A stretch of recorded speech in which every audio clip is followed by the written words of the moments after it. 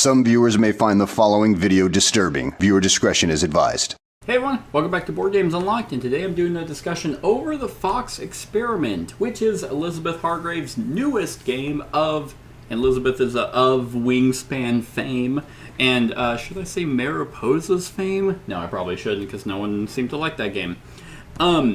So Fox Experiment was a game, obviously, that I backed and played because it has Elizabeth Hargrave on it. And Wingspan is a great game. I actually like Mariposas as well. I think it's a deceptively, tricky game. So, a game about foxes, which is apparently every person's favorite animal now. Everyone I meet just loves foxes. Actually, it just happens to be females that I know. Maybe I just have a type or something that just really is into foxes. No, foxes are absolutely adorable. I love the way that Elizabeth will take unique kind of themes grounded in reality and make a game out of them. So Mariposas is obviously about the monarch butterflies, Wingspan, birds, and then Fox Experiment was based off the 1932 experiment. Damn it, 1958. Experiment, Russian experiment about trying to breed and domesticate foxes. So that's exactly what you're doing here. So I think when the game came out, I remember seeing it on Board Game Geek at a relatively low score. I specifically remember seeing it at a 6.8, which for a new game is very low, because nowadays a 7 is mid, and and so if your game doesn't at least have a 7, then it's ooh, that must be a bad game. That is not how I rank games, but currently it's sitting at a 7.3, so it has gone up, and I'm guessing that's because people have received their copies. Overall, I think the Fox Experiment is a good game. For me personally, it's my least favorite of the 3 that I have played. Now, that's not to say I think it's a bad... obviously, I just said it's a good game, but I find it to be a little...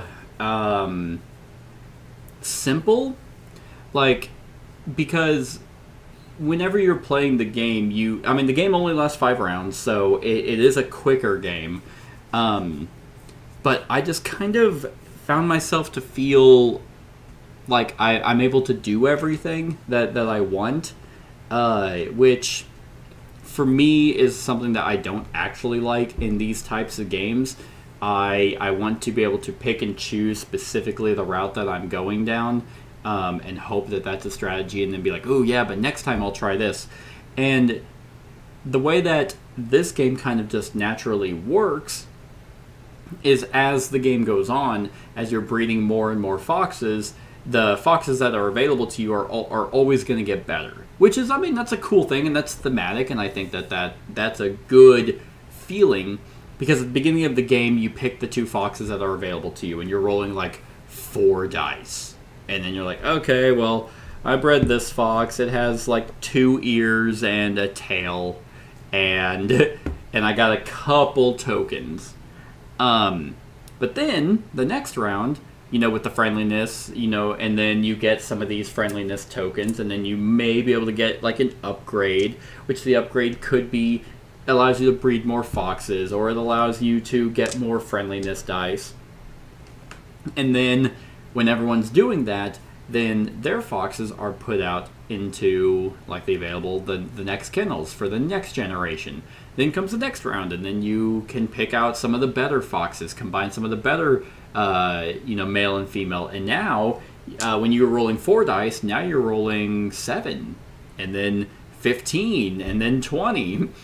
And so by the end of the game, you're rolling handfuls of dice, and you're rolling them, and you're like, boom, this fox has a friendliness level of 17, because I just rolled amazing. I have all these friendliness dice, I have these tokens, I have these science cards that I can use, and that can feel really good. And it does feel really good by the end of the game when you're competing. It's aha, my friendliness level is a little bit better, so I get to take the spot, which will give me 5 points at the end of the game.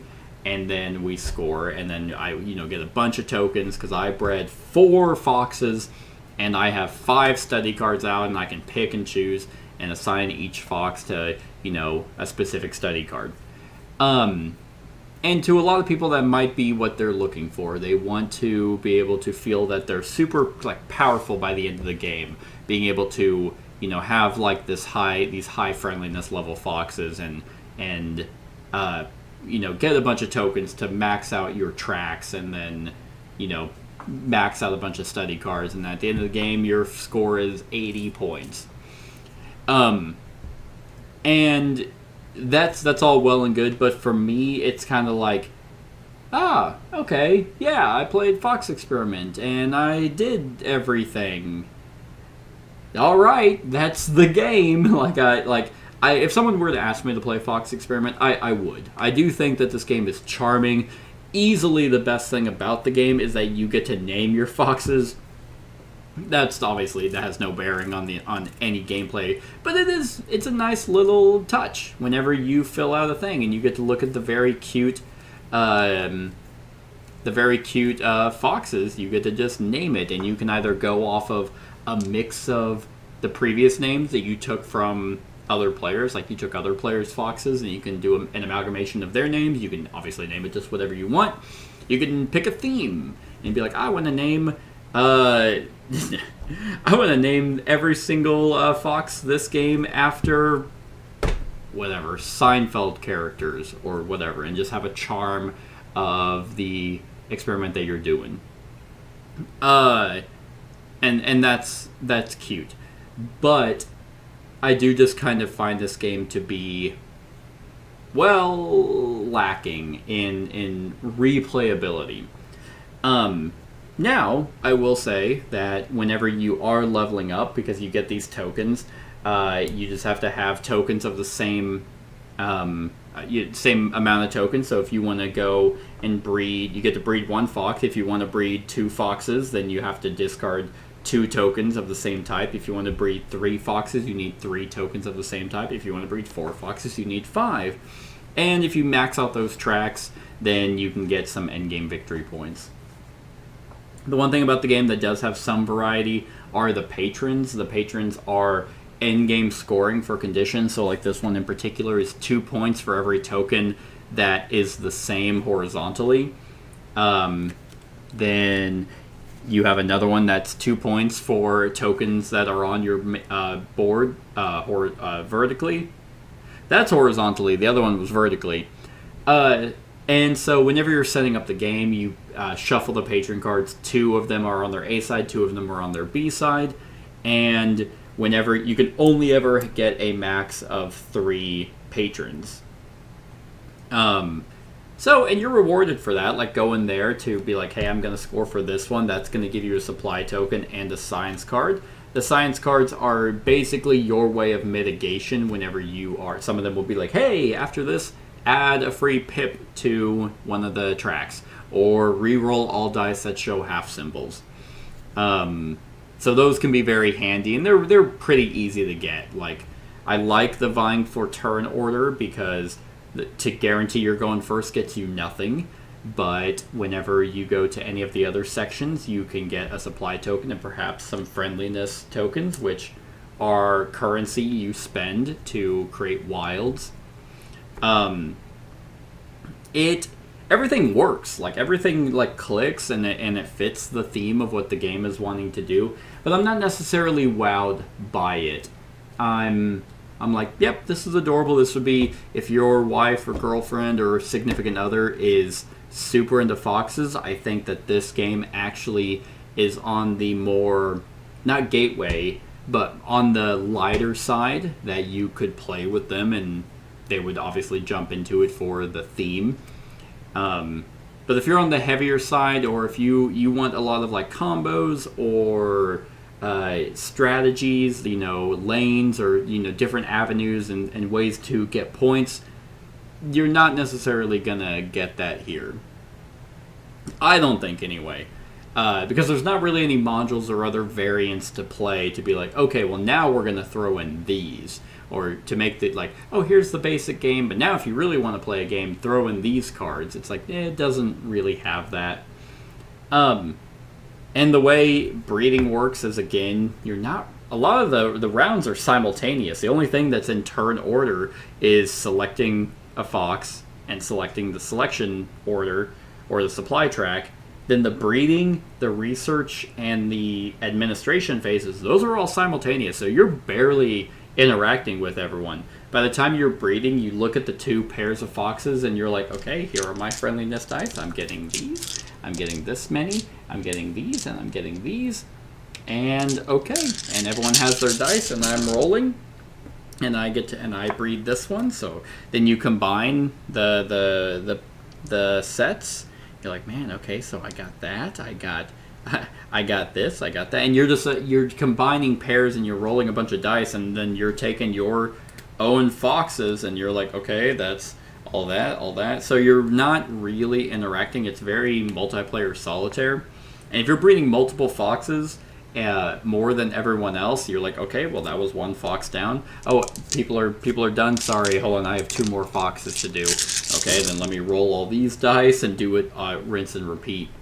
It's not necessarily slow. Like, I wouldn't imagine people are like,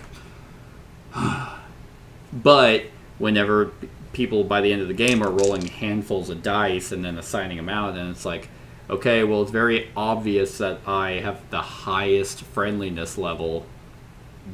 So we wait for the research, score your studies, which again is simultaneous, which people is like, okay, well, I'm done breeding, so I'm going to go ahead and go to the scoring or the research phase, and then wait for everyone to get to the administration phase so we can kind of clean up.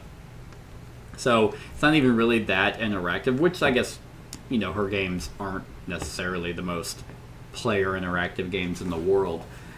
But this one, more so than the others, I feel is just kind of do everything on your own and then wait for others so you can get back to the turn order phase and then kind of rinse and repeat for 5 rounds. Yeah, I wouldn't say that I'm necessarily disappointed by the game. I think that it does exactly what it set out to do. And the foxes are absolutely adorable. So that's pretty much it. Like, I mean, overall, there's not really any glaring negatives, except I find the game to be a little on the lighter side, and after having played it, I'm like, okay, yeah, that was the Fox experiment. So, on a scale of 1 to 10, actually, I should also say before I rank it, is the game for 2 players utilizes a bot, which was actually kind of a hindrance to the first time, because the first time I was going to play it, I only had one other person, and then I was like looking through the rules, and I was like, oh wait, the 2-player variant has a bot. I don't want to learn a bot right now, so I didn't end up playing it. And then whenever I was more in the mood, I was like, okay, you know what? Now let's finally do it. And I mean, the AI or the bot is pretty simple. It just kind of utilizes a priority deck, a study deck. Like, it has study cards that has a priority, and then an action selection deck that replicates. You set up for like a 4-player game and a 2-player game. And really all that does is when the AI goes, it'll draw a card, and it's like, okay, it wants to take from the supply track, and it wants to take a male fox. And really all it does is it has 5 fox tokens, and it will block foxes. That's really all it does. Blocks fox tokens. It potentially will vie for turn order, and that's pretty much it. So I will say that if you're only going to play Fox Experiment at 2 and you see that it has a bot, or you've heard that it has a bot, it actually works pretty well. Like, it takes male and female foxes like a 3rd and 4th player would, and it kind of takes supply tokens. It doesn't score in a 2-player game. It doesn't score or anything like that. It's still you and the other person competing for victory. It's not like you now are competing against a 3rd or 4th player that's going to secretly score. It will just kind of clunk up some stuff. And I think that works. So again, if you're wanting to play this specifically at 2 and you see or you hear that it has a bot, trust me that it works actually relatively well. With that being said, on a scale of 1 to 10,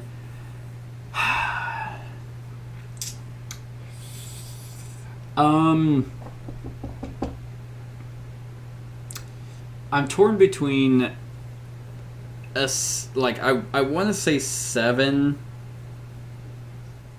but at the same time, you know what? No, I am gonna go with 7. I was gonna say 6.5, but I do think it is a good game. Like, if someone were to ask me to be like, hey, you want to play Fox Experiment? I'd be like, yeah, sure. I'd jump in. But I wouldn't want to play this all the time. Like, if I played it, and then the next week at a game day, if they're like, hey, you want to play Fox Experiment? I'd be like, maybe not again. But give me, like, a few months, and then I would jump in. But yeah, I think overall, I think I'm going to give Fox Experiment a 7. If you didn't get to name your foxes, then it'd probably be like a 6. But other than that, I think that's my thoughts on Fox Experiment. So, and this cover is just super adorable. Like, I like the cover a lot. Anyway, that's my thoughts on the Fox Experiment. Let me know what you think of the game in the comments below. Other than that, like, comment, share, and subscribe, and have a wonderful whatever time of day it is for you. Hey everyone, thank you for watching, and I really hope that you enjoyed the video. If you would like to see more of my content, go ahead and click that subscribe button and the bell to be notified whenever I upload any new content. If you feel like supporting the channel, you can go ahead and click that Patreon link to be taken to my Patreon, and any help is truly appreciated. Other than that, stick around for any other run-throughs or reviews or cool top 10s or whatever I feel like putting on. Other than that, like, comment, share, and subscribe, and have a wonderful whatever time of day it is for you.